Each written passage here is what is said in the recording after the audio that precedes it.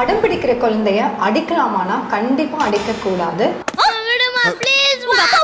அது நோ சொல்லிட்டீங்கன்னா ஃபார்மாக கன்சிஸ்டண்ட்டாக நோ சொல்லுங்க. அடிக்கணும்னு அவசியம் கிடையாது. அடித்தா என்ன ஆகும் அப்படின்னா அந்த குழந்தை பவர்லெஸ் ஆகவும் பெற்றோர்கள் வந்து பவர்ஃபுல்லாகவும் ஃபீல் பண்ணுறோம். ஸோ அப்போதைக்கு அந்த குழந்தை பயப்படுது. ஆனால் அது என்ன கற்றுக்கும் அப்படின்னா, ஓகே நம்மளை விட சின்னவங்கள இப்போ தம்பி தங்கச்சி இல்லை மற்ற ஃப்ரெண்ட்ஸு நம்ம பவராக இருக்கோம்னு நினச்சிட்டு அந்த மற்றவங்களை அடிக்கலான்னு கற்றுக்குது. இன்னொரு முக்கியமான விஷயம், அந்த குழந்தைங்க வளர்ந்து பெரியவங்களானோடனே சில சமயம் வயசான பெற்றோர்களையும் குழந்தைங்க அடிக்கிறாங்க. ஸோ இந்த பிஹேவியர் இதிலிருந்து தான் வருது. கண்டிப்பாக இதை கண்ட்ரோல் பண்ணணும். நான்லாம் எங்கள் அப்பா அம்மா அடித்து தான் என்னை வளர்த்துனாங்க, ஸோ இப்போ நான் ஏன் அடிக்கக்கூடாது அப்படின்னு கேட்குறோம். இது ஒரு விஷயத்தை புரிஞ்சுக்கோங்க.